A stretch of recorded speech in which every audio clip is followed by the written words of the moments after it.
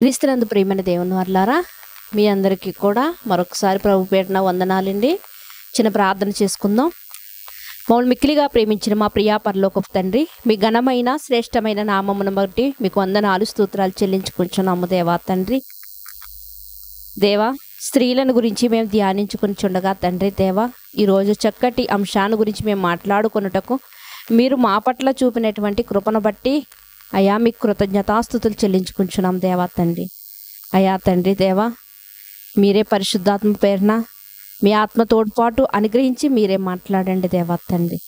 మీ స్వరాన్ని వినిపింప చేయమని, మా అందరికీ అవసరమైనటువంటి మాటలను మీరు మాకు అనుగ్రహిస్తారని కోరుకుంటూ, మా హృదయాలను సిద్ధపాటు చేసుకున్నటకు వినగల చెవి, గ్రహించగల హృదయం, లోపడే జీవితాలు కలిగి మేము ఉండి మా కుటుంబాలను దిద్దుకోవడానికి, మా బ్రతుకులను సరిచేసుకోవడానికి మీరే మాకు చక్కని మాటలను మీరు అనుగ్రహిస్తారని కోరుకుంటూ, మీ మాటలు తండ్రి దేవా అయా తండ్రి ఎటువంటి ఖడ్గం కంటేను వాడి అయి ఉన్నవి కనుక తండ్రి దేవా, మాలో ఉన్న ప్రతి లోపాన్ని తండ్రి దేవా, మీకు ఇష్టం లేనటువంటి ప్రతి క్రియను కూడా తండ్రి దేవా తండ్రి తీసివేయుటకు తండ్రి దేవా కృప చూపి సహాయం చేయమని కోరుకుంటూ, మీ కుమారుడు మా రక్షకుడైన యేసుక్రీస్తు వారి ఉన్నతమైన నామములే ప్రార్థన అడిగి వేడుకొనిచున్నాము పరమ తండ్రి, ఆమేన్.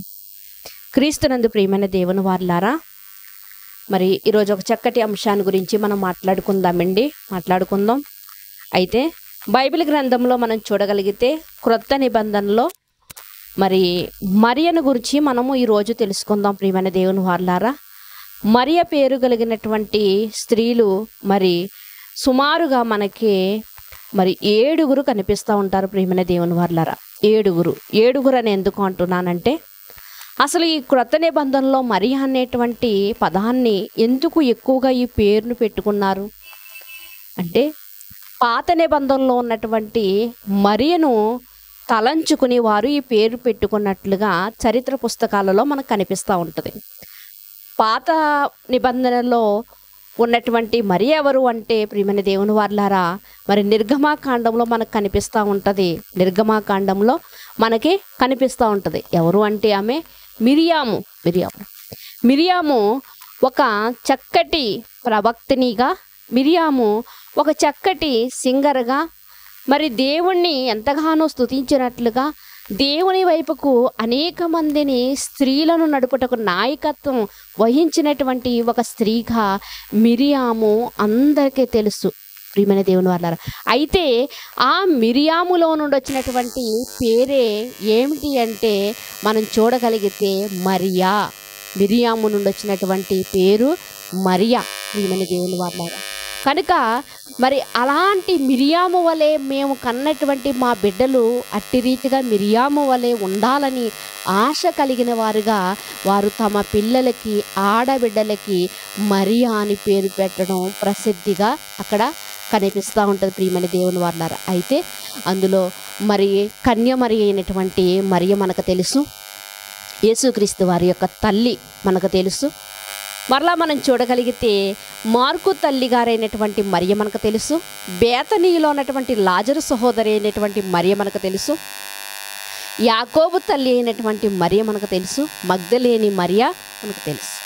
ప్రియమైన దేవుని వారలారా, ఈ 6 మరియలు మనకు కనిపిస్తూ ఉంటారు. ఈ 6 మరియలకు పెట్టినటువంటి పేరు ఎవరిది అంటే ఇంకా ఎంతోమంది ఉండొచ్చు, కానీ పరిశుద్ధ గ్రంథంలో మాత్రం వీరు వారి పేర్లు వ్రాయబడుటకు వారు అనేక విధాలుగా వారు సువార్త పనిలో మరి దేవునికి నచ్చిన వారై ఉన్నారు కనుక ఇటు రీతిగా దేవుడు వారి పేర్లు వ్రాయించడానికి దేవుడు ఇష్టపడ్డాడు. కనుక మరి ప్రతి ఒక్కరి గురించి మనం ఆలోచించాలంటే ఈరోజు మనకు సమయం సరిపోదు కనుక ఒక్క మరియను గురించి ఈరోజు మనం ఆలోచిద్దాం. ఎవరు ఆ మరియ అంటే కన్యమర్య. ప్రియమైన దేవుని వారలారా, కృప పొందినటువంటి కన్యమర్య. అయితే బైబిల్ గ్రంథంలో మనం ఒక మూల వచనాన్ని తలంచుకుని ఆ మూల వచనము ద్వారా మనము అనేక మంది స్త్రీలను గురించి ధ్యానించుకుంటూ ఉన్నాం. ఏంటి అంటే కీర్తనల గ్రంథము 68వ అధ్యాయం 11వ వచనంలో ఉన్నటువంటి మాటలు మనం చూడగలిగితే, ప్రభు మాట సెలవిచ్చుచున్నాడు, దాన్ని ప్రకటించు స్త్రీలు గొప్ప సైన్యముగా ఉన్నారు. ప్రభు మాట సెలవిచ్చుచున్నాడు, దాన్ని ప్రకటించు స్త్రీలు గొప్ప సైన్యముగా ఉన్నారు. అంటే ఈ యొక్క రాయబడినటువంటి స్త్రీలు, బైబిల్ గ్రంథంలో ఉన్నటువంటి స్త్రీలను మనం ఆలోచించగలిగితే ఏదో విధంగా దేవుని యొక్క మాటలు చెప్పడానికి వారు గొప్ప సైన్యముగానే ఉన్నారంట, ఎంతోమంది ఉన్నారంట.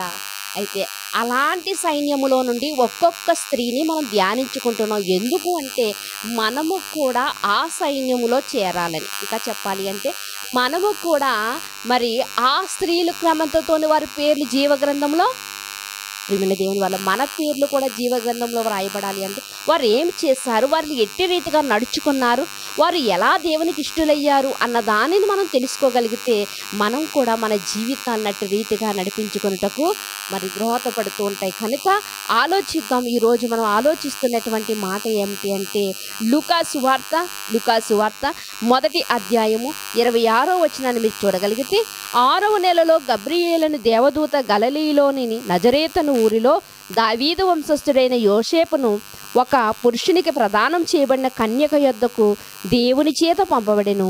ఆ కన్యక పేరు మరియా. ఆ దూత లోపలికి వచ్చి ఆమెను చూచి, దయాప్రాప్తురాలా, నీకు శుభము, ప్రభు నీకు తోడై ఉన్నాడని చెప్పాను. ఇక్కడ మనం చూడగలిగితే ఏమని చెబుతుంది దేవదూత అంటే, దయాప్రాప్తురాలా, దేవుడు నీకు తోడై ఉన్నాడు, నీకు శుభం కలుగును గాక, నువ్వు కృప పొందిన దానువు. ఇన్ని మాటలు చెప్పేసరికి దేవదూత ఏ స్త్రీకైతే ఆనందం కలగదండి, చాలా సంతోషం కలుగుతుంది కదా. దేవుని దూత వచ్చింది, ఇదిగో నేను దయ పొందినదా అన్నట్టుంది, నేను కృప పొందినదా అన్నట్టు, నాకు శుభం జరుగుతుంది అంటుంది. దేవుడు నీకు తోడై ఉన్నాడని ఇన్ని మాటలు చెప్పినప్పుడు, ఇన్ని సర్టిఫికేట్లు ఇస్తున్నప్పుడు నిజంగా ఎంత సంతోషం అనిపిస్తుందండి. నిజంగా ప్రియమైన దేవుని వారలారా, మరియకి ఎంత సంతోషం అనిపిస్తుంది ఆ క్షణంలోని. అయితే సంతోషంతో పాటు మరియకు తొందరపడిందంట, భయపడిందంట. ప్రియమైన దేవుని వారలారా, భయపడిందంట. ఎందుకంటే ఏంటి, ఇంతమంది కన్యకలు ఉండగా ఈ ప్రాంతంలో నా దగ్గరికే దేవుని యొక్క దూత వచ్చి, నువ్వు దయ పొందిన దానువు, కృప పొందిన దానువు, నీవు దేవునికి తోడై ఉన్నాడు అని నాకు మాత్రమే ఇట్టి రీతిగా చెప్తుందేంటి అని నా దగ్గరికే ఎందుకు వచ్చింది?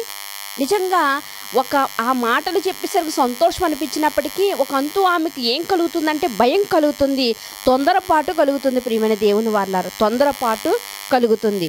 ఆ కింద వచ్చిన వాళ్ళని మీరు చూడగలిగితే ఏమని వ్రాయబడిందో మనం చూద్దాము.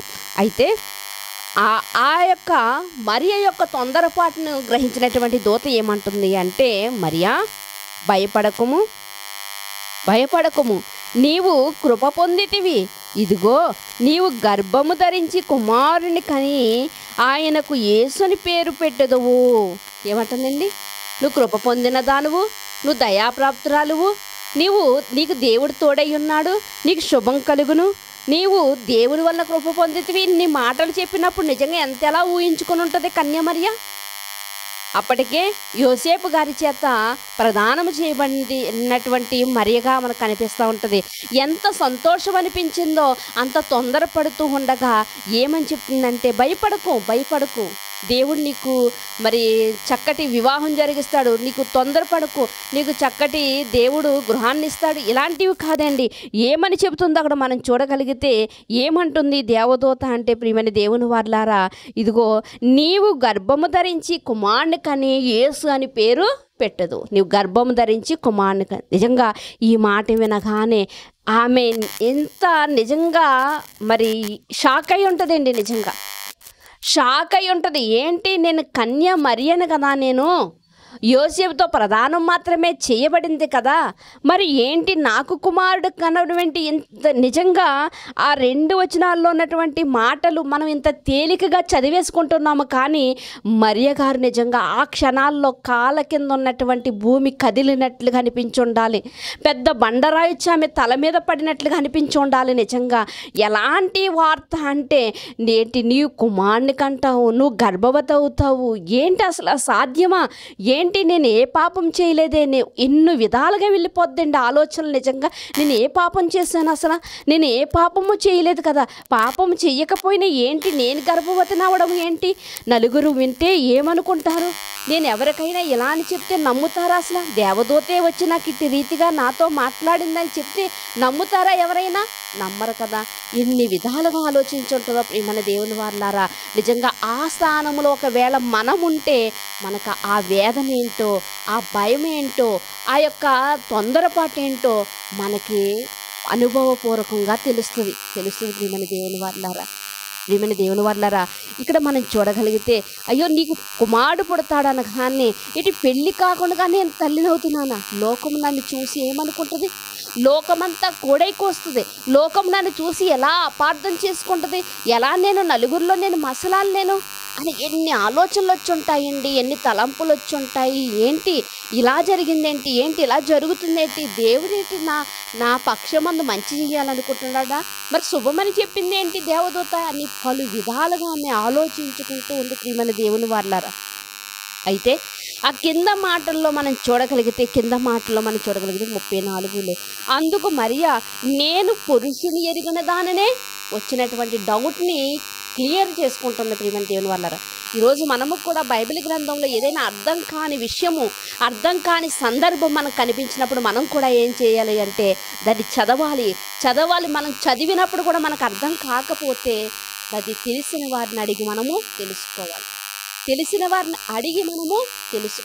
నేను వాళ్ళని అడగడం ఏంటి అన్నటువంటి ఆలోచన మనలో ఉండకూడదు ప్రియమైన దేవుని వారలారా. వచ్చిన ప్రశ్న అక్కడితోనే ఆగిపోకూడదు. ఆ ప్రశ్నకి మనం సమాధానం వెదికినప్పుడు దొరకకపోతే అడిగి మనము తెలుసుకోవాలి ప్రియులారా. అయితే ఆమెకున్నటువంటి అన్ని ఆలోచనలోంచి ఒక్క ప్రశ్న అడుగుతుంది. ఏమని అడుగుతుందంటే నేను పురుషుడు ఎరుగన దాననే ఇది ఎలాగ జరుగునని దూతతో అనగా అప్పుడు దూత చెప్తుంది, ఏంటి నేను పురుషుని ఎరగన దాన్ని కదా, ఇది అసలు ఎలా సంభవిస్తుంది అని అడిగినప్పుడు దూత అంటుంది, ఇదిగో పరిశుద్ధాత్మ వలన నీవు గర్భమును ధరిస్తావు. ఇదంతా మన అందరికీ తెలిసినటువంటి మాటలే అండి. ఎన్నో మార్లు మనం వింటూ ఉంటాం. జనవరి నెలంతా, డిసెంబర్ నెలంతా వీటి కోసం మనం మాట్లాడుకుంటాం. ఏమని చెప్తుందంటే దేవదూత, నీవు పరిశుద్ధాత్మ వలన గర్భము ధరించెదవు, సర్వోన్నతిని శక్తి నిన్ను కమ్ముకొనును గనుక పుట్టబో శిశువు పరిశుద్ధుడై దేవుని కుమారుడు అనబడును. పుట్టబోయేవాడు పరిశుద్ధుడు, ఎందుకంటే పరిశుద్ధాత్మ నిన్ను కమ్ముకుంటుంది, పరిశుద్ధాత్మ నీ మీదకి వస్తుంది, సర్వోన్నతిని యొక్క శక్తి, దేవుని యొక్క శక్తి నిన్ను కమ్ముకుంటుంది అని చెప్పి నీవు పరిశుద్ధాత్మ వలన నీవు గర్భవతి అవుతున్నావు. ఇది నీకు నమ్మశక్యంగా లేదా?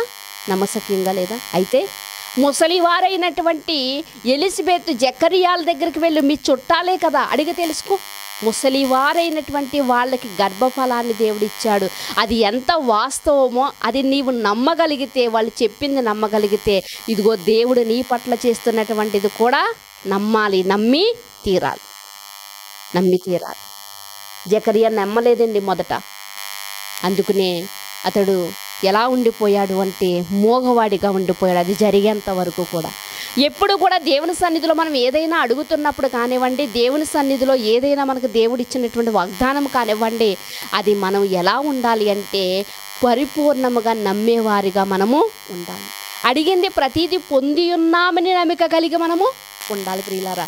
కానీ ఇలాంటి నమ్మిక, విశ్వాసం ఈరోజు ప్రజల్లో లేదు కనుకనే చాలామంది విశ్వాసము నుండి తొలగిపోతూ ఉన్నారు ప్రియులారా, తొలగిపోతూ ఉన్నారు. చూడండి, మరి ముందుకు మనం వెళ్ళగలిగితే 37వ వచనాన్ని కూడా మనం చూద్దాం. 37వ వచనంలో చూద్దాం, దేవుడు చెప్పిన ఏ మాట అయినను నిరర్ధకము కానేరదని ఆమెతో చెప్పెను. దేవుడు చెప్పినటువంటి మాట ఎప్పుడు కూడా నిరర్ధకము కాదు. బైబిల్ గ్రంథంలో ఏదైనా ఒక మాట వ్రాయబడింది అంటే ఇది జరగదు, ఇది అసలు జరుగుతుందా అన్నటువంటి డౌట్ నీకు అక్కర్లేదు. ఎందుకంటే దేవుని మాట ఎప్పుడు నిరర్ధకము కాదు. దేవుడు మాట ఇచ్చి తప్పడానికి దేవుడు ఏమైనా నరుడా అని రాయబడతాడు.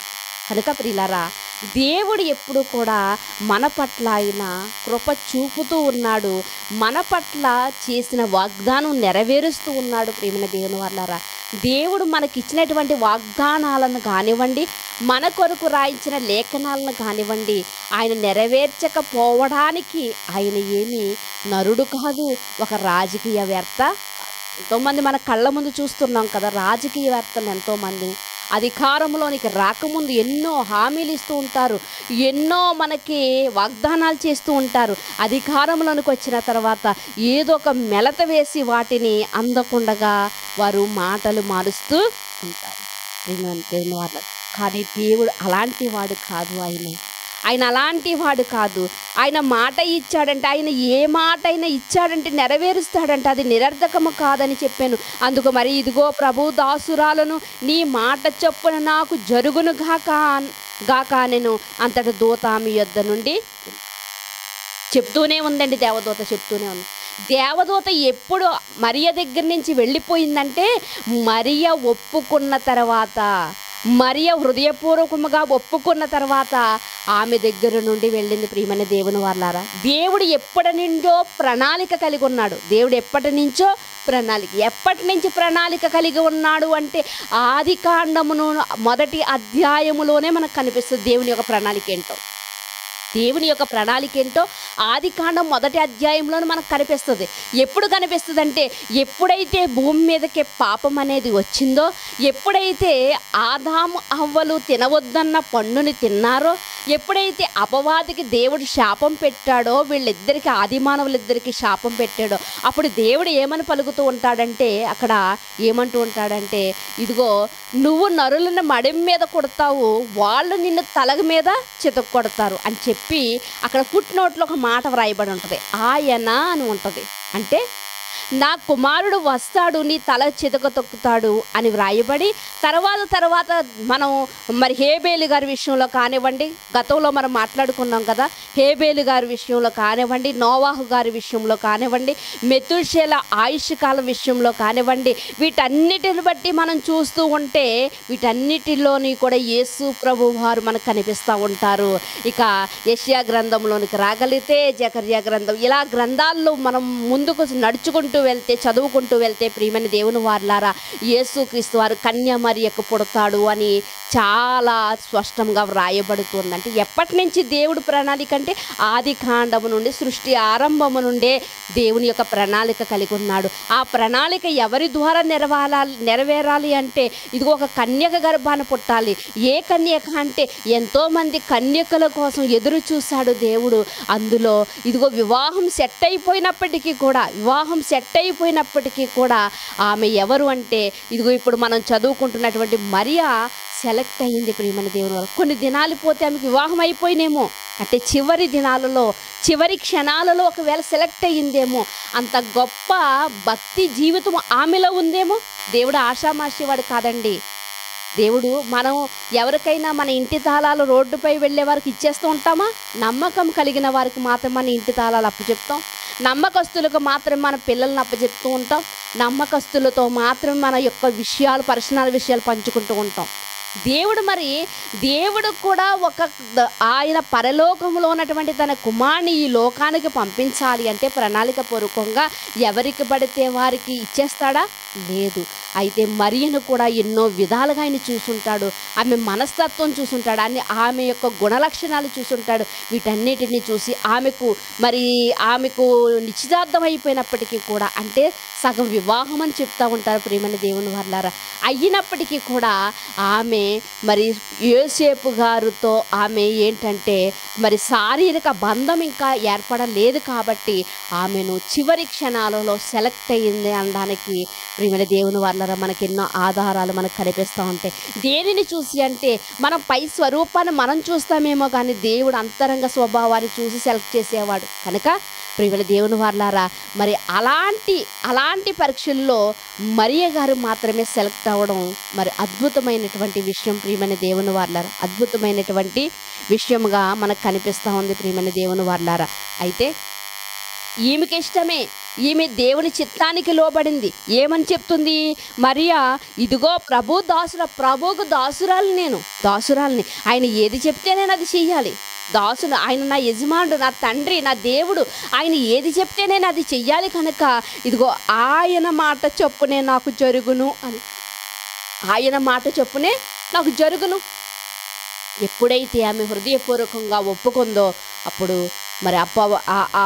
మనం చూడగలిగితే ప్రియమైన దేవుని వారలారా, ఆ యొక్క గాబ్రియేలు దేవదూత అక్కడి నుండి వెళ్ళిపోయినట్లుగా మనకి కనిపిస్తూ ఉంటుంది ప్రియమైన దేవుని వాళ్ళారా. చూడండి, ఆమె యొక్క భక్తి జీవితాన్ని ఎంత భక్తి పరురాలంటే అక్కడ ఆ మాటలో మనకు కనిపిస్తుంది, నీ దాసురాలి పట్ల నీ ప్రణాళిక ఏదుందో అది జరిగించు అని. నిజంగా చూడండి, ఆ కింద మాటల్లోని మనం చూడగలిగితే, ఆ కింద మాటల్లోని కూడా మనం వెళ్ళి చూడగలిగితే 46వ వచనం నుంచి చూద్దామండి. 46వ వచనం నుంచి, అప్పుడు మరియా ఎప్పుడైతే తన బంధువులైనటువంటి జకరియా ఇంటికి వెళ్ళిందో, వెళ్ళిన వెంటనేనంట ఎలిషబెత్ ఇంటిలోనికి వెళ్ళగానే వందన వచనం చేయగానేనంట ఎలిషబెత్ గర్భములో ఉన్నటువంటి బాప్తిస్మిచ్చి యోహాను గారంట గంతులు వేస్తూ ఉన్నారంట. ఎప్పుడైతే గంతులు వేస్తున్నారో ఆమె పరిశుద్ధాత్మ ప్రేరణతోనంట ఆమె బిగ్గరగా మాట్లాడుతూ ఎలిషబెత్ ఏమంటదంటే, స్త్రీలలో నీవు ఆశీర్వదింపబడిన దానవు, నీ గర్భఫలం ఆశీర్వదింపబడును, నా ప్రభువు తల్లి నా యొద్దకు వచ్చుట నాకు ఎలాగ ప్రాప్తించును. ఎన్నో విషయాలు, ఆత్మ సంబంధమైనటువంటి విషయాలను అక్కడ ప్రవచిస్తుంది. ఎవరండి? ఎలిషబెత్ గారు. ఇదిగో నీ శుభవచనము నా చెవిని పడగానే నా గర్భములోని శిశువు ఆనందంతో గంతులు వేసెను, ప్రభు ఆమెకు తెలియజేయించిన మాటలు సిద్ధించును గాక. నమ్మిన ఆమె ధన్యురాలు. నువ్వు నమ్మావు గనుక ధన్యురాలు. ఎవరు మాట్లాడుతున్నారు? ఈ విషయాలన్నీ, అక్కడ జరిగిన విషయాలన్నీ ఈమెకి ఎలా తెలుసు అంటే పరిశుద్ధాత్మ ప్రేరణతో ఆమె మాట్లాడుతోంది. ప్రియమైన దేవుని వాళ్ళారా, నీవు నమ్మావు గనుక నువ్వు ధన్యురాలు అని మాట్లాడినప్పుడు ఆ కింద మాటల్లో చూడండి, మరి ఏమంటుందంటే, నా ప్రాణము ప్రభువుని గణపరుచుచున్నది, ఆయన తన దాసురాలి దీనస్థితిని కటాక్షించును. అయ్యో, నాకు ఒక పక్క అవమానం వస్తుందేమో, నన్ను చేసుకోబోయే అతను నన్ను నిందిస్తాడేమో, నన్ను అవమానపరిచి విడిచిపెట్టేస్తాడేమో, నా బంధువులందరూ నన్ను విడిచిపెట్టేస్తారేమో, ఇవన్నీ మనుషుల వైపు చూడట్లేదండి, దేవుని వైపే చూస్తుంది. మనము కూడా బాప్తిసం తీసుకున్న తర్వాత, ప్రభువులోనికి వచ్చిన తర్వాత లోకం వైపు చూడకూడదండి, మనము కూడా మనుషుల వైపు చూడకూడదండి. ఎలా అయితే మరియా, ఇదిగో నేను ఆయన దాసురాలు కాబట్టి ఆయనకి ఇష్టం వచ్చినట్లు నా పట్ల చేయని అన్నది, మనము కూడా క్రీస్తులోనికి వచ్చిన తర్వాత క్రీస్తు యొక్క అడుగు జాడల్లో నడవలసిన వారమై ఉన్నాం. మనం దేవునిలోనికి వచ్చిన తర్వాత దేవుని చిత్తానికి మన జీవితాలు మనం లోపరచబడవలసిన వారిగా ఉన్నాం. కానీ ఈరోజు మనం లోకం వైపు చూస్తున్నామా, మనుషుల వైపు చూస్తున్నామా? అయితే మరియలాగా ధన్యులం మనం ఎప్పటికీ కాలేము. ప్రియమైన దేవుని వారలారా, ఏమంటుంది అంటే, ఆమె నమ్మింది కాబట్టి ధన్యురాలయ్యిందంట. ఆయన తన దాసురాలి దీనస్థితిని కటాక్షించెను, నా ఆత్మ నా రక్షకుడైన దేవుని యందు ఆనందించున్నది. నేనేం బాధపడతలేదు, నేనేదో బాధపడి నా పెదవులతో ఏదో దేవుడు ఏదో చేయాలనుకుంటున్నాడు, చేయనివ్వండి అని నిట్టూర్పులు విడిచేటువంటి మాటలు కాదంట. ఆమె ఏమంటుందంటే, నా ఆత్మ నా రక్షకుడైన దేవుని యందు ఆనందించున్నది. ఎవరికీ లేనటువంటి భాగ్యం నాకే దక్కింది, ఎవరికీ లేనటువంటి అదృష్టం నాకే కలిగింది. కాబట్టి నేను ఎంతగానో సంతోషిస్తున్నాను. సర్వశక్తిమంతుడు నాకు గొప్ప కార్యములు చేశాను గనుక ఇది మొదలుకొని అన్ని తరముల వారు నన్ను ధన్యురాలందరూ. ఏమంటుందండి? సర్వశక్తుడు నాకేం చేశాడంట? గొప్ప మేలు చేశాడు. ఇది మొదలుకొని గొప్ప కార్యాలు నా పట్ల చేస్తున్నాడు. ఇది మొదలుకొని నన్ను తరతరముల వారు కూడా నన్ను ఏమంటారు అంటే ధన్యురాలు అంటారు. చూడండి, ఇంకొక ఆ కింద మాటల్లోనే ఉన్నటువంటి మాటను మీరు చూడగలిగితే ఏమని అంటుందంటే, నన్ను సర్వశక్తిమంతుడు నాకు గొప్ప కార్యములు చేసిన కనుక ఇది మొదలుకొని అన్ని తరముల వారు నన్ను ధన్యురాలు అందరూ. ప్రియమైన దేవుని వారలారా, ఇక్కడ మనం చూడగలిగితే పరిశుద్ధాత్మతో నిండుకున్నటువంటి ఎలిషబెత్ మాటలు వినగానే మరింత అప్పటికే దేవుని యొక్క భక్తి జీవితంలో ఉంది. దేవుని ప్రణాళిక చొప్పున తన జీవితాన్ని ముందుకు నడిపించుకోవాలన్నటువంటి భక్తి పరురాలు అక్కడ మరియగా మనకు కనిపిస్తుంది. ఎలిషబెత్ గారి యొక్క మాటలు విన్న తర్వాత మరింత ధైర్యం ఆవిడకి వచ్చింది. కాబట్టి ఇంకా ఏమని పలుకుతుందంటే, ఈ దీనస్థితిని కటాక్షించాడు, ఈ దీనురాల్ని కటాక్షించాడు. నా ఆత్మ దేవుని యందు సంతోషించున్నది, నా పట్ల ఆయన గొప్ప కార్యాలు చేయడానికి ఆయన ఎదురు చూస్తున్నాడు. అందులో నేను సెలెక్ట్ అయ్యానని ఆమె, ఇదిగో తరతరముల వారు నన్ను ధన్యురాలందురని ఆమె వాస్తవాన్ని అక్కడ పలుకుతున్నట్లుగా మనకి కనిపిస్తూ ఉంది. ప్రియమైన దేవుని వాళ్ళారా, ఇది దేవుని సంకల్పం. ఇది దేవుని యొక్క సంకల్పం, నాకు కలిగినటువంటి కటాక్షం. దేవుని సంకల్పంలో నేను కటాక్షం పొందుకున్నాను. ఇదిగో దేవుని సంకల్ప ప్రకారమే జరుగును అని ఆమె పరిపూర్ణముగా దేవుని మాటలకు లోబడినట్లుగా, దేవుని మాటలను నమ్మినట్లుగా మరి మనకు కనిపిస్తోంది. మరి ఆమె తన యొక్క అవమానాలు, నిందల గురించి ఆలోచించలేదు కాబట్టి ఇదిగో తన భర్తకి ఈ వార్త తెలిసినప్పుడు భర్త విడనాడాలన్నటువంటి ఆలోచన కలిగినప్పటికీ కూడా అతడు నీతిమంతుడేనండి. నీతిమంతుడైనప్పటికీ కూడా ఇదిగో లోకములో ఉన్న వారికి జడిసేమో ఒకవేళ ఆమెను వదిలిపెట్టాలనుకున్నప్పుడు దేవుడు అతనితో కూడా మాట్లాడినట్లుగా మనకు కనిపిస్తూ ఉంటుంది. మాట్లాడినప్పుడు తన భార్యను అతడు చేర తీసినట్లుగా మనకి కనిపిస్తా ఉంటుంది. ప్రియమైన దేవుని వార్లారా, చూడండి, ఇక భవిష్యత్తు కాలాన్ని గురించి కూడా మరి మాట్లాడుతుంది. తరతరముల వారు నన్ను ధన్యురాలంటారు, మరి నాకు గొప్ప కార్యములు చేసెను దేవుడు. నేను భవిష్యత్తు గురించి కూడా మాట్లాడుతుంది. ఎప్పుడైతే మనం దేవుని మీద ఆనుకొని ఉంటామో ప్రియమైన దేవుని వారలారా, మనం ఎప్పుడైతే దేవుని సన్నిధిలో ఆనుకొని ఉంటామో అప్పుడు మనం ఏది ఎలా చేయాలి, ఎవరితో ఎలా మాట్లాడాలి, ప్రతిదీ కూడానండి మనం మాట్లాడుతున్నటువంటి మాట వలన ఇతరులకు నొప్పి కలగకుండా మనం మాట్లాడే మాటలు ఇతరులకు మేలుకరంగా ఉంటాయండి. ఎప్పుడంటే మనం దేవుని మీద ఆనుకుని మన మనం ప్రవర్తిస్తున్నప్పుడు ప్రతిదీ కూడా ప్రియమైన దేవుని వాళ్ళారా. అలా కాకుండా స్వలాభాన్ని ఆపేక్షించి మనం ఏం చేస్తూ ఉంటున్నాం? మనం ఈరోజు మనకి ఇష్టానుసారంగా ఆ ధనవంతుడు బ్రతికినట్లుగా ఈరోజు మన ఇష్టానుసారంగా మన యొక్క ధనాపేక్ష కలిగిన వారుగా మరి లోకములో ఉన్నటువంటి ఈ యొక్క ఆడంబర జీవితానికి అలవాటు పడిపోయిన వారుగా దేవుని మాటలకు లోపడకుండా ఉంటే మనము ఇబ్బందులు పడుతున్నాము. మన వల్ల అనేక మందిని కూడా ఇబ్బంది పెడుతూ ఉంటున్నాం ప్రియమైన దేవుని వారలారా. కానీ దేవుని మాటకు లోబడింది, దేవుని సంకల్పానికి అడ్డు తగలకుండా దేవుని సంకల్పంలో నేను కటాక్షం పొందుకున్నానని సంతోషించినటువంటి స్త్రీగా ఇక్కడ కన్య మరియ మనకి కనిపిస్తా ఉంది ప్రియమైన దేవుని వారలారా. చూడండి, మనం చూడగలిగితే పేతురు గారు రాసినటువంటి మొదటి పత్రిక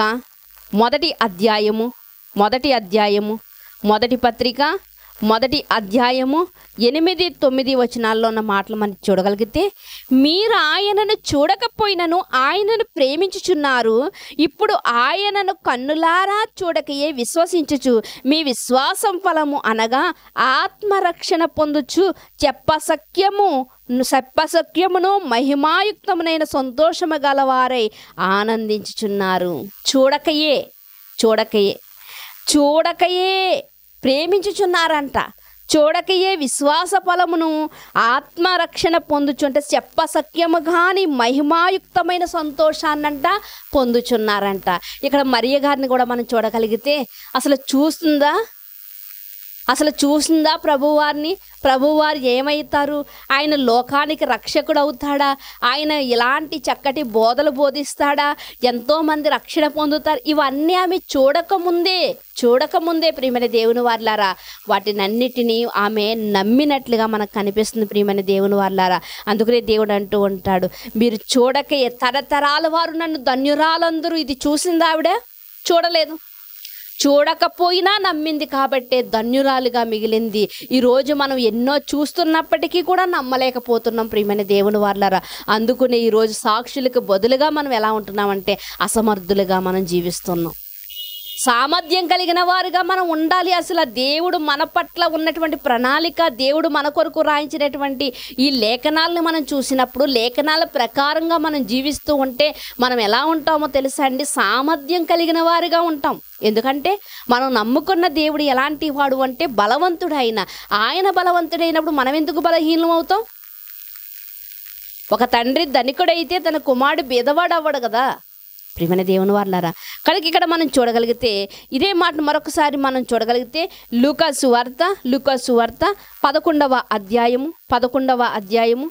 లూకా సువార్త 11వ అధ్యాయము 27వ వచనాన్ని మీరు చూడగలిగితే 27వ వచనాన్ని మీరు చూడగలిగితే ఆయన ఈ మాటలు చెప్పుచుండగా, ఏ మాటలు? ప్రభువారు పుట్టేశారు. మనందరికీ తెలుసు కదండి. ప్రభువారు పుట్టేశారంట. ప్రభువారు 12 సంవత్సరాల వయసు వచ్చినప్పుడే ఆయన తలనెరిసినటువంటి పండితులతో కూడా కూర్చుని ప్రశ్నలు వేస్తున్నాడంట. అంటే చిన్ననాటి నుంచి కూడా చాలా జ్ఞానంతో పెరుగుతున్నాడంట. ఆయన పుట్టిన తర్వాత 8వ దినం మందే ఆయనను మందిరానికి తీసుకువెళ్ళినప్పుడంట ఆ మందిరంలో ఉన్నటువంటి సుమయోను చెప్పినటువంటి మాటలు అమ్మా నీ యొక్క హృదయంలోనికి ఖడ్గం దూసుకుని పోతుందమ్మా అని చెప్తున్నాడు. వాటన్నిటినీ కూడా ఆమె హృదయములో దాచుకునంట, భద్రం చేసుకునంట, మరలా గుర్తు చేసుకుంటుందంట. సుమయోను గారు ఇలా మాట్లాడారేంటి, భవిష్యత్తు కాలంలో ఏం జరుగుతుంది అన్నటువంటి ఆలోచన కలిగి ఉంది ప్రియమైన దేవుని వారలారా. యోసేపు గారు, మరియ గారు మరి కుమారుడైనటువంటి యేసు ప్రభు వారిని దేవాలయానికి తీసుకువెళ్ళినప్పుడు సుమయోను గారు అంటున్నారు, నీ యొక్క హృదయంలోనికి ఖడ్గము దూసుకుని పోతుంది అన్నప్పుడు నిజంగా ఏంటి ఆ ఖడ్గము అని మనం ఆలోచన చేయగలిగితే ఏమండి, 9 నెలలు మరి గర్భములో దాచి గర్భములో మరి పెంచి ఆ బిడ్డను పెంచి నిజంగా 9 నెలలు కాపాడి మరి బయటికి తీసుకొచ్చిన తర్వాత కన్న బిడ్డని కళ్ళ ముందే చంపేస్తుంటే అంతకన్నా కడుపు కోత మరొకటి ఉంటుందా? ఉండదు. అందుకనే సుమయోను గారు అంటున్నారు, నీ హృదయంలో నుంచి ఖడ్గము దూసుకుపోదు. ఈ మాటలన్నీ కూడా ఆమె ఈ మనసులో ఉంచుకొని తలపోసుకుంటూ ఉందంటే ప్రియమైన దేవుని వారలారా. అయితే యేసుక్రీస్తు వారు ఎదుగుతూ లూకాసు వార్తలోనే మనకు కనిపిస్తూ ఉంటారు. చాలామంది అంటారు యేసుక్రీస్తు వారు ఎక్కడికో వెళ్ళిపోయారు, తల్లిదండ్రుల దగ్గర లేరు అని చెప్తూ ఉంటారు. ఒక్క మాటను మీకు గుర్తు చేస్తాను ప్రియమైన దేవుని వారలారా. 2వ అధ్యాయం లూకాసు వార్త 2వ అధ్యాయంలో మాట్లాడినటువంటి మాటను మనం చూడగలిగితే 2వ అధ్యాయము మరి చివరి వచనంలో కనిపిస్తున్నటువంటి మాట 52వ వచనములో 51వ వచనం నుంచి చదువుదామండి. 51వ వచనం. అంతటా ఆయన వారితో కూడా బయలుదేరి నజరేతునకు వచ్చి వారికి లోబడి ఉండెను. ఆయన తల్లి సంగతులన్నిటినీ తన హృదయములో భద్రము చేసుకొనెను. యేసు జ్ఞానమందును వయస్సునందును దేవుని దయందును మనుషుల దయందును వర్ధిల్లుచూ ఉండెను. తన తల్లిదండ్రులతో కూడా వెళ్ళిపోయాడు. అయితే తల్లిదండ్రుల దగ్గర ఉండి తండ్రి చేస్తున్నటువంటి పనిలో ఆయన కూడా పాలిభాగస్తుడే, తండ్రికి సహాయకారుడుగా ఉన్నట్లుగా కూడా కొన్ని మాటలు మనకు కనిపిస్తూ ఉంటాయి. ఏది ఏమైతేనో యేసుక్రీస్తు వారు 30 సంవత్సరాలు వచ్చిన తర్వాత ఆయన బాప్తిసం తీసుకున్నారు. 30 సంవత్సరాల తర్వాత బాప్తిసం తీసుకుని ఆయన సువార్తను బోధించడానికి బయలుదేరాడు. ఆయన చెబుతున్నటువంటి మాటలు వింటున్న వారు ఆశ్చర్యపోతున్నారంట. ఆశ్చర్యపోయి ఈయన వడ్లవాని కుమారుడు కాదా, యోసేపు మరియ ఈయన తల్లిదండ్రులు కాదా అంటున్నారట.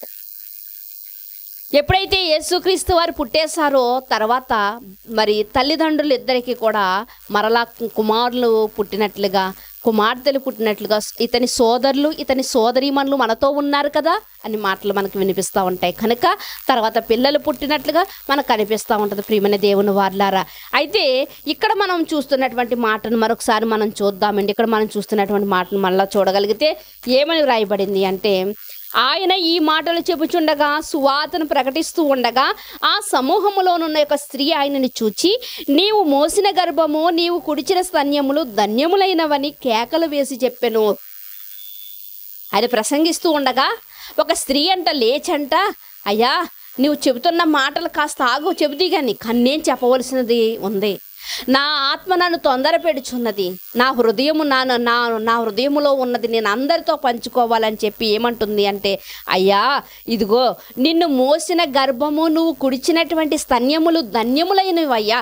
నీకు ఈ మాటలు ఎక్కడి నుండి వచ్చాయ్యా?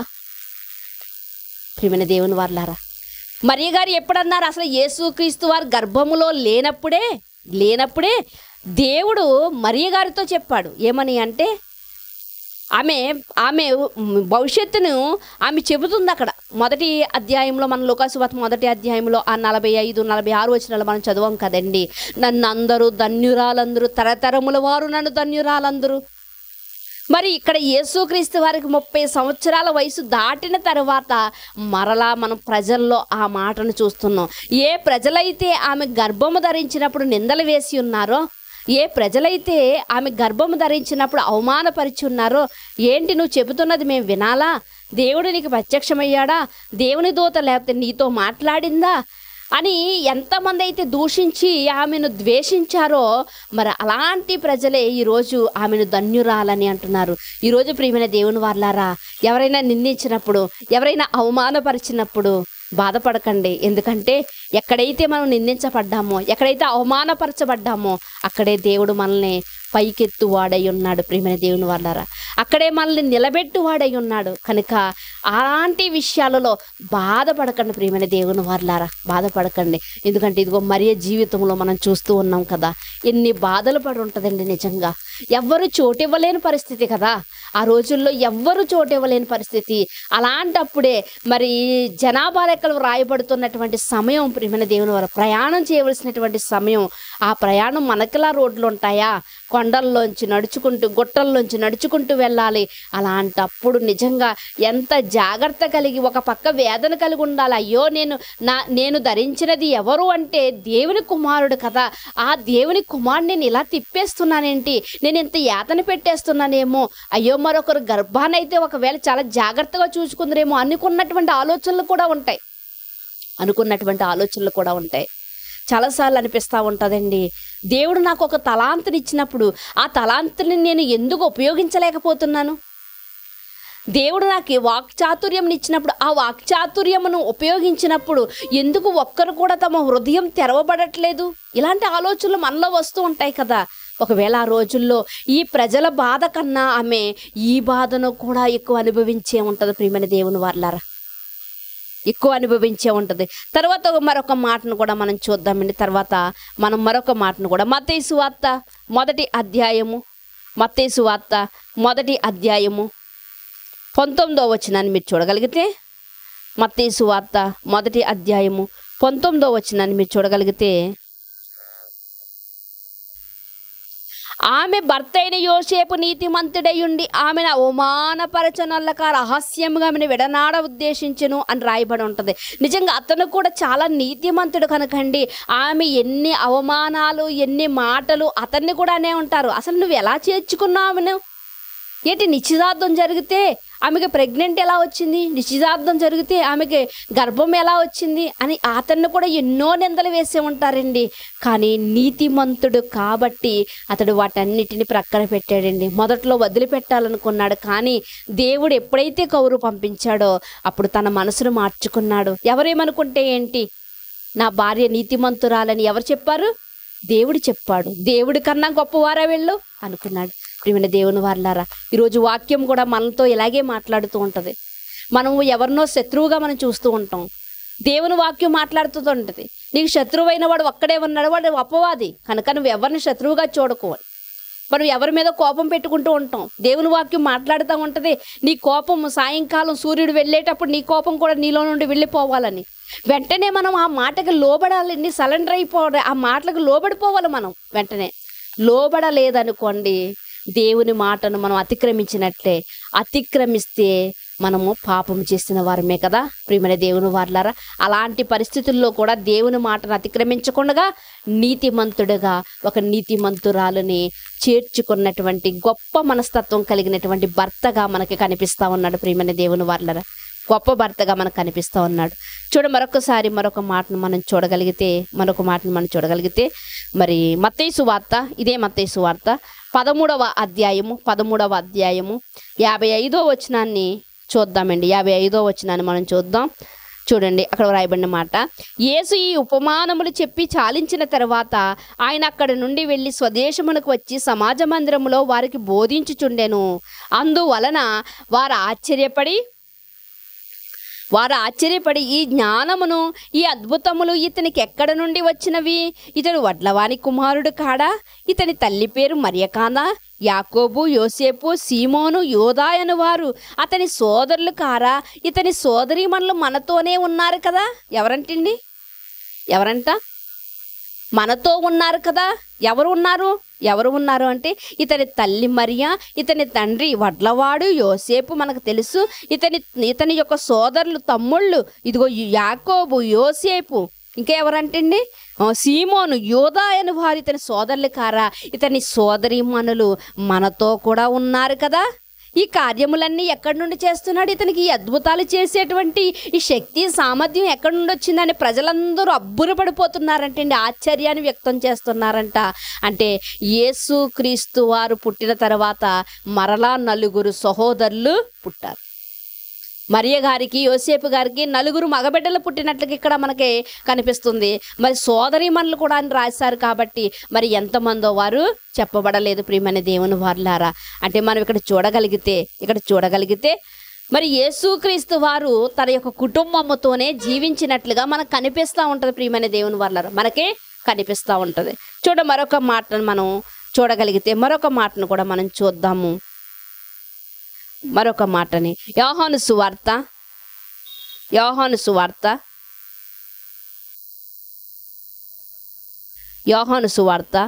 2వ అధ్యాయము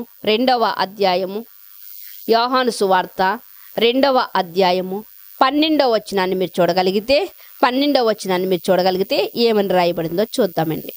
అటు తరువాత ఆయనయు ఆయన తల్లియు ఆయన సహోదరులు ఆయన శిష్యులు కపెర్నహూమునకు వెళ్ళి అక్కడ కొన్ని దినములు ఉండిరి. ఏమని రాయబడిందంటే ఇక్కడ ఆ తరువాత అంట ఆయన సోదరులు ఆయన యొక్క తల్లియు ఎక్కడికి వెళ్ళారంటండి?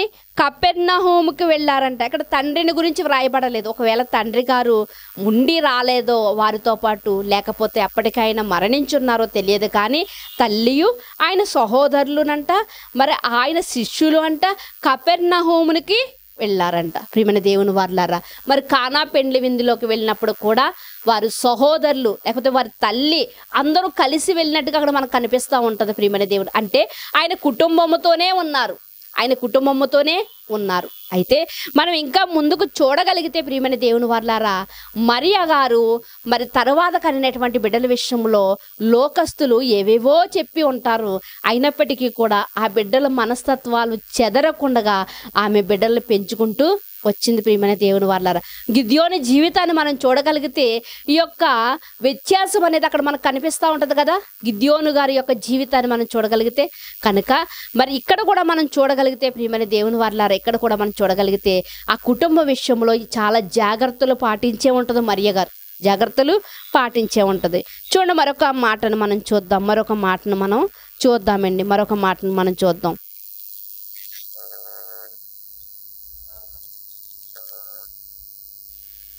మరొక మాటను మనం చూడగలిగితే మనందరికీ తెలిసినటువంటి సందర్భమే ఏంటి అంటే అది యేసుక్రీస్తు వారు ఒకరోజు ఆయన ఇంటి దగ్గర ఉండగా యేసుక్రీస్తు వారు ప్రియమైన దేవుని వారలారా, అయితే ఇంటి దగ్గర ఉన్నప్పుడంట అనేక మంది జనసమూహం వచ్చారంట. వచ్చినప్పుడు ఎందుకంటే మనకి ఇవన్నీ తెలిసినటువంటి మాటలు కాబట్టి మీకు టూకీగా చెప్తున్నాను. యేసుక్రీస్తు వారు ఇంటి దగ్గరుండి ఆయన బోధిస్తూ ఉండగా అంట చాలామంది జనసమూహం వచ్చారంట. అప్పుడంట వారికి తినడానికి కూడా వీలు లేదంట, భోజనం చేయడానికి కూడా వీలు లేదంట. అప్పుడు సహోదరులు చికాకు పడి ఉంటారండి. ఆ సమయంలో తల్లి ఉండకపోయి ఉంటుంది అక్కడ. అందుకునే సహోదరులు అంటున్నారు, ఏమంటారంటే ఇదిగో నీవు ఇక్కడ కాదు, స్వదేశంలో కాదు, నువ్వు వెళ్ళి పలానా ప్రాంతంలో వేరే ప్రాంతాలలో నీవు అద్భుతాలు చెయ్యి, ఇక్కడ కాదు. ఎందుకంటే వారికి కలిగినటువంటి ఆ యొక్క సమయాన్ని బట్టి, వారికి కలిగినటువంటి ఆ యొక్క మరి ఆ పరిస్థితిని బట్టి వారు ఏమంటున్నారు అంటే ఇదిగో మాకైతే భోజనం చేయడానికి కూడా ఉండలేదు, కాబట్టి నువ్వు వెళ్ళి వేరే చోట బోధించుకో అని చెప్తున్నారు ప్రియమైన దేవుని. అంటే మనిషికి ఎప్పుడైతే చిరాకు వస్తుంది అంటే ఏదో ఒక సాతానుడు ఏదో ఒక విధంగా వాడిని ఏం చేస్తూ ఉంటాడండి, సులువుగా చిక్కులు పెడుతూ ఉంటాడు. ఈరోజు అత్త కోడళ్ళు మనం చూడగలిగితే ఎవరో పక్కింటి ఆవిడ వస్తూ ఉంటుంది. అత్త ఊరు వెళ్ళిన వెంటనే లేకపోతే కోడలు ఊరు వెళ్ళిన వెంటనే వచ్చి ఏంటమ్మా మీ అత్త ఇలాగా, మీ కోడలు ఇలాగా అని ఏదో ఒకటి మాట్లాడేసరికి వాళ్ళలో ఏం కలుగుతుందంటే ఎవరు వెళ్ళారో ఊరు వాళ్ళు వచ్చేసరికి ఇంటి దగ్గర ఉన్న వారి మొహం మాడిపోతూ ఉంటుంది. అలా వెడబాటు అనేది వారిలో కల్పిస్తూ ఉంటారు. అలాగే మరి వీళ్ళలో కూడా ఈ యొక్క సందర్భాన్ని మనం చూడగలిగితే వాళ్ళకి భోజనం చేయడానికి అవకాశం లేదు కాబట్టి వారు ఏమంటున్నారంటే నువ్వు ఇక్కడ కాదు, నువ్వు వేరొక చోటకి వెళ్ళి నువ్వు బోధించుకో అని చెప్తున్నారు. ఇదిగో ప్రవక్త ఊళ్ళో ఏమున్నదంటే అతనికి పేరు ఉన్నదంట, కాబట్టి నువ్వు వేరే చోటుకు వెళ్ళి బోధించుకొని ఇంకా ఏవేవో అనొచ్చు ప్రియమైన దేవుని వారలారా. ఏంటి మరియ గారు ఉన్నప్పుడే పిల్లలు అలా అంటుంటే మరియ గారు ఊరుకుంటారా? కాబట్టి అక్కడ మరియ గారు లేదు అని మనం అనుకోవాలి ప్రియమైన దేవుని వారలారా. నిజంగా మరియ గారు ఉంటే ఒకవేళ సుమియోను గారు మాటలు గుర్తుకు వచ్చును, దేవదూత పలికిన మాటలు గుర్తుకు వచ్చును. అలాగే ఒకనాడు ఎలిజబెత్ మాటలు కూడా గుర్తు వచ్చినాయి. ఎందుకంటే ఆమె అంటే తలపోసుకుంటుందంటే ఎప్పుడు మర్చిపోవట్లేదంట. కనుక ఒకవేళ ఆ పరిస్థితుల్లో ఒకవేళ వారు అంటుంటే ఆమె ఉంటే ఒకవేళ ఏంటి అన్నయ్యని అంత మాటలు అంటున్నారేంటి అలాగా ఇలాగా అని వాళ్ళని అడ్డగించేది. కానీ అక్కడ తల్లి లేదేమో అనుకుంటూ ఉంటాను నేను ప్రియమైన దేవుని వాళ్ళారా. అయితే ఇది జరిగిన తర్వాత తల్లి ఒకవేళ వచ్చి ఉండాలి. ఎందుకంటే మరో సందర్భం జరిగింది. ఆ సందర్భం మీకు చెప్పే ముందు ఏంటంటే తల్లి ఒకవేళ తర్వాత వచ్చి ఉంటుంది. ఏడి అన్నయ్య ఏడి అని అడిగినప్పుడు ఇదిగో మేము ఇలా అన్నాం కాబట్టి ఆయన వెళ్ళిపోయాడని చెప్పి ఉండాలి. అప్పుడు ఆమె ఏంటి మీరు చేసినటువంటి పని ఏంటి అని ఒకవేళ వారిని మందలించి ఉండాలి. అందుకునే వారు అందరినీ తీసుకుని వచ్చి మనకి సందర్భాలు మనకి వచనాలు బైబిల్ గ్రంథంలో చాలా తేట తెల్లగా కనిపిస్తూ ఉంటాయండి. ఆమె వచ్చి ఆమె తన పిల్లల్ని తీసుకుని వచ్చి ఆయన ఒక చోట బోధిస్తూ ఉండగా ఆమె బయటే నిలబడి, ఎందుకు లోపలికి వెళ్ళట్లేదు, బయటే నిలబడి ప్రభు వారికి కౌరు పంపిందంట. ఎవరికండి? ప్రభు వారికి కౌరు పంపిందంట. ఏమని కౌరు పంపింది అంటే ఇదిగో నీ తల్లియు నీ సహోదరులు వచ్చి ఉన్నారు, వారు బయట నిలబడి ఉన్నారు. ఎప్పుడైతే కౌరు పంపించిందో ఇదిగో లోపల ఉన్నటువంటి యేసు ప్రభు వారి దగ్గరికి వెళ్ళంట వారు చెప్తున్నారంట. ఏమని చెప్తున్నారు అంటే నీ తల్లియు నీ సహోదరులు వచ్చి ఉన్నారు, ఇదిగో వారు వెలుపల నిలిచి ఉన్నారు అని ఒకడు వచ్చి చెప్పినప్పుడంట యేసుక్రీస్తు వారు అంటున్నారు, ఎవరు నా తల్లి, ఎవరు నా సహోదరులు? ఈ మాట అనడానికి కూడా ఒక వంతు కారణం ఏమిటి అంటే ఆల్రెడీ కుటుంబంలో జరిగిన దానిని గురించి కూడా ఇదిగో సహోదరులు అంటే ఇదిగో రక్త సంబంధికులు వీళ్ళు ఇంట్లో ఉన్నవారే కాదన్నటువంటి ఒక ఆలోచన కలిగిన వాడిగా యేసుక్రీస్తు వారు అక్కడ మనం చూడగలిగితే ఎవరు నా తల్లి, ఎవరు నా సహోదరులు? ఇదిగో వాక్యాన్ని వింటున్నటువంటి మీరే నా తల్లి, వాక్య ప్రకారంగా జీవిస్తే మీరే మా సహోదరులు అని అక్కడ పక్షపాతము లేనటువంటి మాటను చెప్తున్నాడు ఆత్మీయంగా. అలాగే శారీరకంగా కూడా వీరు బయటే నిలబడి లోపలికి వెళ్ళలేకపోతున్నారు అంటే ఇదిగో మేము వచ్చామని కౌరు పంపుతున్నారు అంటే బయట వాళ్ళ వల్లే వాళ్ళు ఏంటంటే వారి యొక్క ముఖం చెల్లట్లేదు ప్రియమైన దేవుని వాళ్ళ లోపలికి వెళ్ళడానికి. ఎందుకంటే ప్రభు వారిని వారి ఇంట ఉన్నప్పుడు వారు సహోదరులు అవమానపరిచారు కాబట్టి. అందుకనే వ్రాయబడి ఉంటుంది కదా, ఆయన సహోదరులైనా కూడా ఆయన యందు నమ్మికించలేదంట, మతి చలించిన వాడు అన్నారంట. ఇవన్నీ జరిగిన తర్వాతే తల్లి చెప్పినటువంటి బోధన బట్టంట తల్లితో పాటు వచ్చారు, కానీ లోపలికి వెళ్ళడానికి ముఖం చెల్లట్లేదు. ఎందుకంటే మేము ఇంత గొప్ప వ్యక్తిని మేము అవమానపరిచాము అని.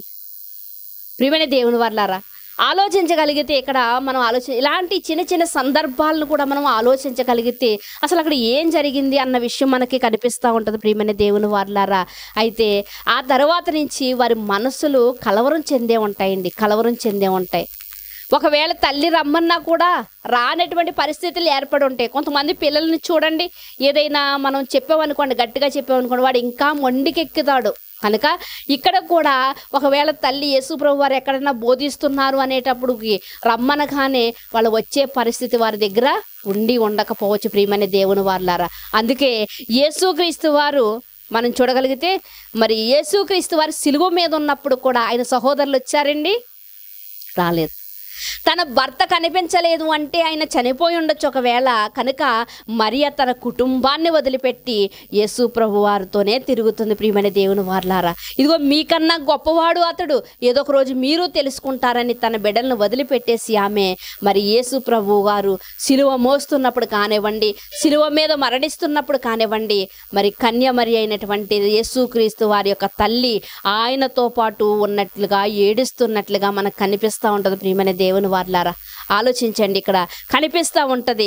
అందుకనే ప్రియమైన దేవుని వారలారా, ఆయన ఏమనుకున్నాడు అంటే ఇదిగో ఒకనాడు ఎవరు నా తల్లి ఎవరు నా చెల్లని ప్రజల మధ్యలో ఎందుకు అంటున్నాడు అంటే పక్షపాతం అనేది లేదు దేవునిలో.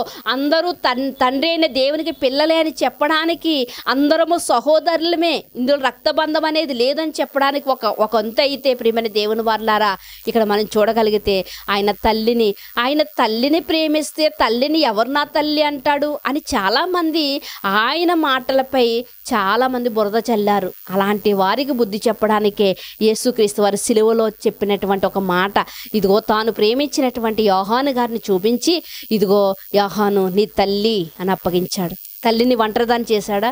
తల్లి అందరినీ వదిలిపెట్టి వచ్చేసింది. అలా అని వచ్చిన తల్లిని ఒంటరిదాన్ని చేస్తాడా? విడిచిపెట్టేశాడా?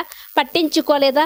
ఒకనాడు పట్టించుకోలేదన్న మాటను తీసుకుని ఈరోజు అనేక మంది హేతువాదులు కానివ్వండి, అనేక మంది బైబిల్ను బురద జల్లేవారు కానివ్వండి, ఆ మాటను వాడుకుంటున్నారు. అలాంటి వారికి బుద్ధి చెప్పడానికి యేసుక్రీస్తు వారి సిలువలో అంతటి బాధలో కూడా, అమ్మా ఇదిగో నీ కొడుకు, నీ కొడుకు. ఎవరంటే ఆయన సొలోము కొడుకు అంటామే, సొలోమి కొడుకు అంట. ప్రియమైన దేవుని వారలారా, సొలోమి కొడుకు అయినటువంటి యోహాను గారిని చూపించి అమ్మా నీ కొడుకు అని చెప్పాడు. ఇదిగో నీ తల్లి అని అప్పగింతలు పెట్టాడు. ప్రియమైన దేవుని వదిలిపెట్టాడా? మనము కూడా ప్రియమైన దేవుని వారలారా ప్రతి విషయంలోనూ కూడా, లోకం విషయంలో కానివ్వండి, మన శారీరక సంతోషాల విషయంలో కానివ్వండి, అన్నిటిని విడిచిపెట్టి మనం ప్రభువులోనికి వస్తే ప్రభు మనల్ని విడిచిపెట్టడు.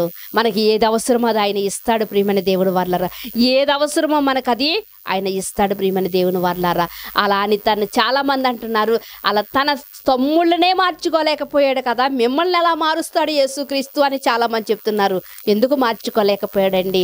ఆయన ఉన్నప్పుడు వారు ఒకవేళ నమ్మలేదేమో. కానీ ఇక్కడ మనం చూడగలిగితే, చూడండి ఒక్కసారి మీరు చూడగలిగితే, కొరింథీయులకు రాసినటువంటి మొదటి పత్రిక, కొరింథీయులకు రాసినటువంటి మొదటి పత్రిక 9వ అధ్యాయము, కొరింథీయులకు రాసినటువంటి మొదటి పత్రిక 9వ అధ్యాయము 5వ వచనములో ఉన్నటువంటి మాటను మీరు చూడగలిగితే, 5వ వచనములో ఉన్నటువంటి మాటను మీరు చూడగలిగితే, పౌలు గారు చెబుతున్నటువంటి మాటను మీరు చూడగలిగితే 5వ వచనములో, తక్కిన అపోస్తులైనను ప్రభు యొక్క సహోదరుల వలనే, ఇక్కడ మనం చూడగలిగితే తక్కిన అపోస్తుల వలను ప్రభు యొక్క సహోదరుల వలను కేపా వలను విశ్వాసురాలైన భార్యను వెంట పెట్టుకుని తిరుగుటకు మాకు అధికారము లేదా? ఇక్కడ పౌలు గారు ఏమి చెప్తున్నారు అంటే, ఇదిగో ఎవరినంటే ఇదిగో యేసుక్రీస్తు వారి యొక్క సహోదరుడు వలె, ప్రభు యొక్క సహోదరుడు వలె, అలాగే అపోస్తుల వలె ఇదిగో భార్యను వెంట పెట్టుకుని తిరగడానికి నాకు అధికారం లేదా? వివాహం చేసుకోవడానికి నాకు అధికారం లేదా అని ఎవరిని ఆయన గుర్తు చేస్తున్నారు అంటే, ఇదిగో ఇక్కడ మనం చూడగలిగితే మరి యేసు ప్రభు యొక్క తన యొక్క సహోదరుని గుర్తు చేస్తూ ఉన్నాడు. గలతీ పత్రికలో కూడా మరొకసారి చూద్దామండి. గలతీ పత్రికను కూడా మీరు చూడగలిగితే మొదటి అధ్యాయము 9వ వచనములో ఉన్నటువంటి మాటను చూడగలిగితే, మొదటి అధ్యాయము 2వ అధ్యాయము 9వ వచనంలో ఉన్నటువంటి మాటను మనం చూడగలిగితే ఏమని చెప్తున్నారో పౌలు గారు చూద్దాం ఒకసారి.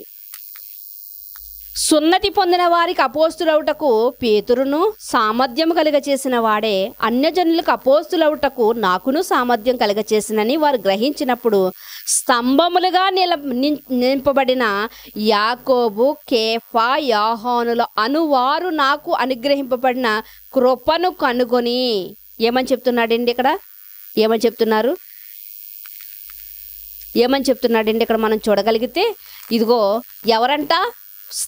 సంఘానికి స్తంభాలుగా ఉన్నటువంటి యాకోబు గారంట, పేతురు గారంట, యోహాను గారంట.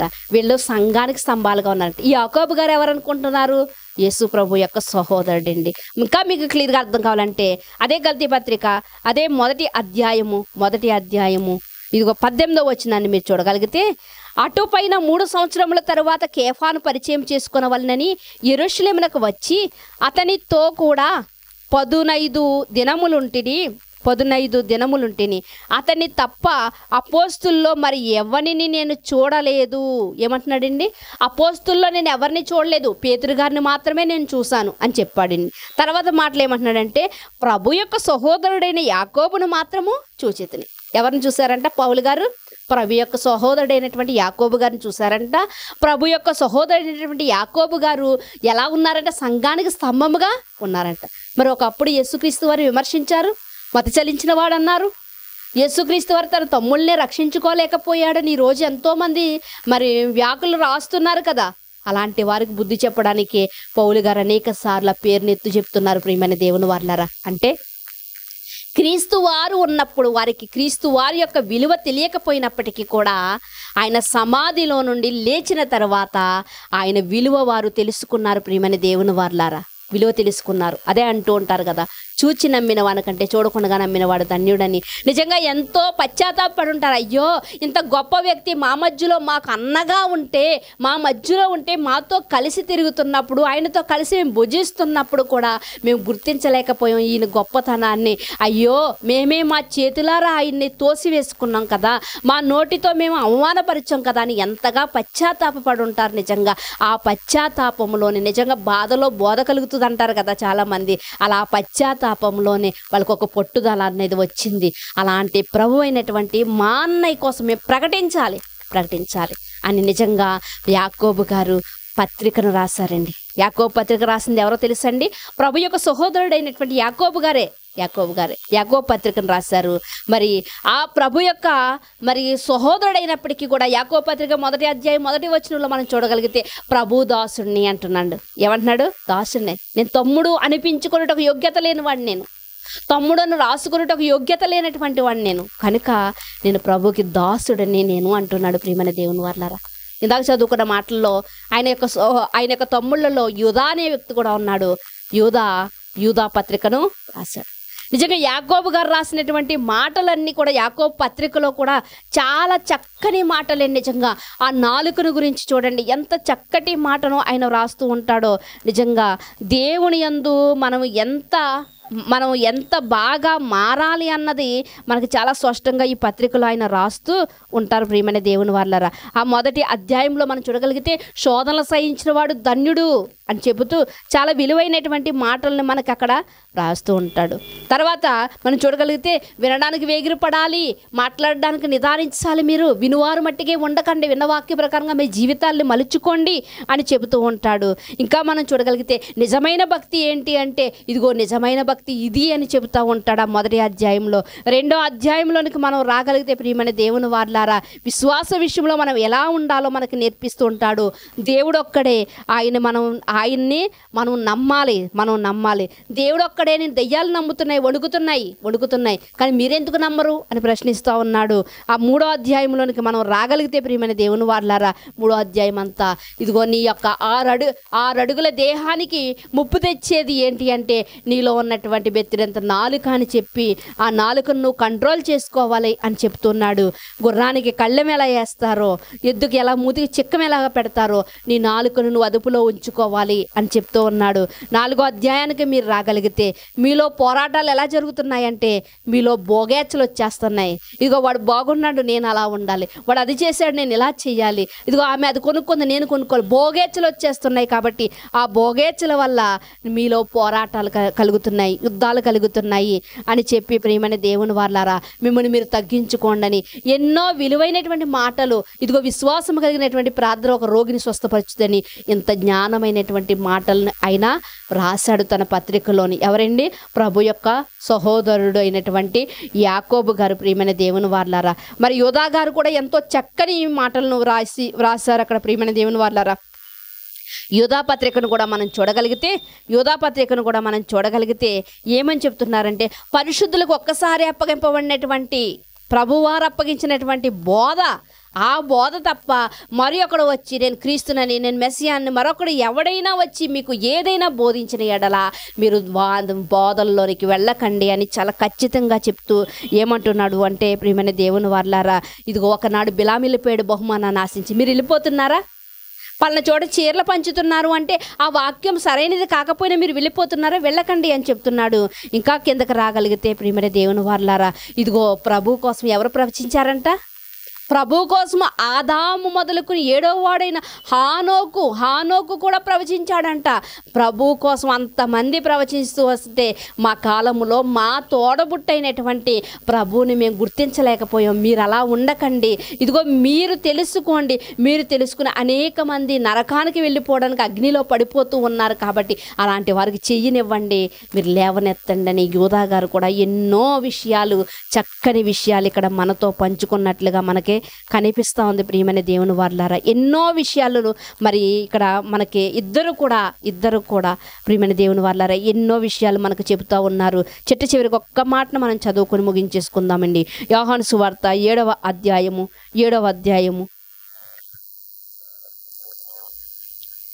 యోహాను సువార్త ఇందాక మనం చూడలేనటువంటి ఒక సందర్భాన్ని మళ్ళీ చూపిస్తుంది. 7వ అధ్యాయము 5వ వచనంలో చూడగలిగితే, ఆయన సహోదరులను ఆయన యందు విశ్వాసం ఉంచలేదంట. యేసు, నా సమయం ఇంకనూ రాలేదు, మీ సమయం ఎల్లప్పుడూ సిద్ధంగా ఉంది. ఎందుకు చెప్తున్నారు అంటే, ఇక్కడ ఆయన ప్రభువారు ఉన్నప్పుడంట ఆయన సహోదరులు అంటున్నారంట, ఇదిగో నువ్వు ఎక్కడికి వెళ్ళాలంటే, ఇదిగో యూదులందరూ కూడా ఆయన చంపాలని చూస్తున్నప్పుడు ఆయన యూదుల పర్ణశాల పండుగ సమీపించిన కనుక ఆయన సహోదరులు ఆయన చూచి, నువ్వు ఇక్కడ కాదు చేస్తున్నవి, నీ శిష్యులు చూచినట్లుగా ఈ స్థలం విడిచి యూదయకు వెళ్ళు. యూదయలోనేమో ఆయనకి మరి ఆయన్ని చంపాలని చూస్తున్నారు. అలాంటి ప్రదేశానికి వెళ్ళు వెళ్ళు అని ఎవరంటున్నారండి? ఆయన యొక్క సహోదరులే ఆయన్ని అంటున్నారు. బహిరంగంగా అంగీకరింపబడ గోరువాడెవడును తన పని రహస్యముగా జరిగింపడు. నీవు నీ కార్యములు చేయుచున్నందు ఎడ్ల నిన్ను నీవే లోకమునకు కనుపరుచుకొనమని చెప్పి ఆయన సహోదరులే ఆయన్ని ఏం చేశారంటండి? అవమానపరిచారంట. అక్కడేమో చంపుతాము అన్నటువంటి వార్త అక్కడ కనిపించినప్పుడు అదే ప్రాంతానికి సహోదరులు వెళ్ళమని చెప్తున్నారండి. అంటే సహోదరులు యేసు ప్రభు వారి మీద ఎంత కక్ష కట్టుకుని ఉన్నారు, ఎంత వారు మరి అసూయ పడుతూ ఉన్నారో మనకు కనిపిస్తూ ఉంటుంది. అలాంటి జీవితాలను వదిలిపెట్టి యేసు క్రీస్తు వారిని ప్రియమైన దేవుని వారలారా, వాళ్ళు స్వరక్షకుడిగా అంగీకరించి ఏం కోల్పోయారో తెలుసుకున్నారు. అవన్నీ తెలుసుకుని కూడా క్రీస్తు వారి కొరకు ఎంతో చక్కగా వారు జీవించి పత్రికలు వ్రాసినట్లుగా మనకు కనిపిస్తుంది. ఈరోజు ప్రభువులోనికి వచ్చినటువంటి మనము, ప్రభువులో ఉంటున్నటువంటి మనము, మనకిచ్చిన ఆయుష్ కాలంలో ఏం మనం వ్యర్థపరుచుకున్నాము, ఏం మనం వదిలిపెట్టేస్తాము, ఏం జరిగించాలని వచ్చాము, ఏం జరిగిస్తున్నాము, దేవుని సంకల్పం ఏంటి, దేవుని సంకల్పం నిజంగా మరియ గారు అనుకున్న రీతిగా ఒకవేళ ప్రియమైన దేవుని వారలారా, అయ్యో దేవుడు ఎంతోమంది ఎన్నో కోట్ల కణాలు వస్తున్నప్పటికీ కూడా ఆ కోట్ల కణాల్లో నన్నే ఎన్నిక చేసుకున్నాడు అంటే దేవుని సంకల్పంలో నేను కటాక్షింపబడ్డాను అన్నటువంటి ఆలోచన మనకు వచ్చిందా మరియ గారి వల్ల? ఒక నిజమైన క్రైస్తవరాలుగా నేను జీవిస్తే నన్ను అందరూ ధన్యురాలంటారు అన్నటువంటి ఆలోచన వచ్చిందా మరియ వలె?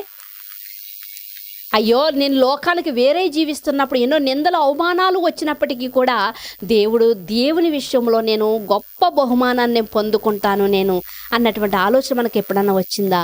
అలాంటి ఆలోచన కలిగి ఉంటే ఒకవేళ మనము మరియ వలె మనము కూడా కొనియాడబడతాం ప్రియమైన దేవుని వారలారా. కన్యమర్య కృప పొందింది. కన్యమర్య ఈరోజు క్రైస్తవులుగా మనం కృప పొందాము కాబట్టి క్రైస్తవులుగా అయ్యాము. క్రైస్తవులుగా అయినటువంటి మనము దేవుని సంకల్పాన్ని విడిచిపెట్టి ప్రభువుని అడుగుజాడలను తప్పి మనము మార్గము తప్పిపోతూ ఉన్నామేమో ప్రియమైన దేవుని వారలారా. అలా మార్గము తప్పిపోతూ ఉంటే ప్రియమైన దేవుని వారలారా, అదిగో ఒకనాడు సిలువ దగ్గరికి సహోదరులు రాకపోయినప్పటికీ తర్వాత మార్పు చెందారు. ఈరోజు మనకు అవకాశం లేదేమో, మనం ఏదైతే వదిలిపెట్టేశామో, ఏదైతే విడిచి వచ్చేసామో, ఏదైతే మార్గం తప్పి తిరుగుతున్నామో మనము ఎప్పటికైనా మనం గ్రహించుకుని ప్రియమైన దేవుని వారలారా మన జీవితాలు దేవుని యొక్క అధికారానికి మనం లోబడదాము. మరి అంటుంది, ఇదిగో తన దీనురాలైనటువంటి లేకపోతే తన దాసురాలైనటువంటి నా పట్ల దేవుడు తన సంకల్పాన్ని నెరవేర్చాడు. అలాగే మనము కూడా తండ్రి ఇదిగో నేను నీ దాసురాల్ని, నీ పట్ల నీ సంకల్పం ప్రకారంగా నా జీవితాన్ని నడిపించు, నీ అధికారానికి నేను లోబడి ఉంటాను ప్రభువా అని మనం ఆయన జీవితాలు ఆయనకు అప్పగించగలుగుతున్నామా? అప్పగిస్తే ధన్యులము, అప్పగించకపోతే అన్యులము. ప్రియమైన దేవుని వారలారా, మీరు ధన్యులుగా ఉన్నారా మరియ వలె, లేకపోతే అన్యులుగా ఉన్నారా ఓర్వా వలె? మీరు ఆలోచన చేసుకోండి, చక్కటి నిర్ణయాన్ని తీసుకోండి. ప్రార్థన చేసుకుందాం. మమ్మల్ని మిక్కిలిగా ప్రేమించిన మా ప్రియ పరలోకపు తండ్రి, మీ ఘనమైన శ్రేష్టమైన నామమును బట్టి మీకు వందనములు స్తోత్రములు చెల్లించుకొచ్చున్నాము దేవా తండ్రి. అయ్యా తండ్రి, మరియ ద్వారా తండ్రి కుటుంబాన్ని ఎలా కట్టుకుందో తండ్రి, తన భర్త విషయంలో తన పిల్లల విషయంలో తండ్రి ఎలా మార్చుకుందో తండ్రి దేవా తండ్రి, అనేక నిందల్ని ఎలా ఆమె భరించిందో, అనేక శోధనకరమైన మాటలను ఆమె ఎలా సహించిందో తండ్రి దేవా. అయ్యా ఎవ్వరూ మోయలేనటువంటి అవమానాలను మోసిన తండ్రి దేవా ప్రభువుకు జన్మనిచ్చి ప్రభు తల్లిగా తండ్రి ఈ రోజుకి ధన్యురాలుగా కొనియాడబడుతుంది తండ్రి. మేము కూడా తండ్రి దేవా క్రీస్తులోని బాప్త్యసం పొందినటువంటి మేము కూడా క్రీస్తు వలె కనిపిస్తూ తండ్రి అనేక మంది మధ్యలో తండ్రి దేవా అయ్యా మేము చక్కటి క్రైస్తవులుగా అయ్యా ధన్యులుగా మేము తండ్రి అయ్యా కనబడేటట్లుగా తండ్రి మా హృదయాలు మా తలంపులను మా ఆలోచనలు కడిగి తండ్రి మమ్మల్ని పవిత్రపరిచి మీ వాక్యము చేత మమ్మల్ని నింపుతారని కోరుకుంటూ అయ్యా మరియ నేర్పిన పాఠాన్ని తండ్రి మా మదిలో ఉంచుకుని అట్టి రీతిగా మా జీవితాలను మేము సాగించుకొనుటకు అయ్యా తండ్రి మీ బలిష్టమైన చేతి కింద దీన మనసు కలిగి ఉండే భాగ్యాన్ని మీరు మాకు ప్రసాదిస్తారని కోరుకుంటూ మీ కుమారుడు మా రక్షకుడైన యేసు క్రీస్తు వారి అతి శ్రేష్టమైన నామములో ప్రార్థన అడిగి వేడుకొనిచున్నాము పరమ తండ్రి ఆమేన్. శ్రద్ధగా ఉన్న మీ అందరికీ కూడా ప్రభువైన యేసుక్రీస్తు వారి పేటన వందనాలండి. అందరికీ వందనాలు.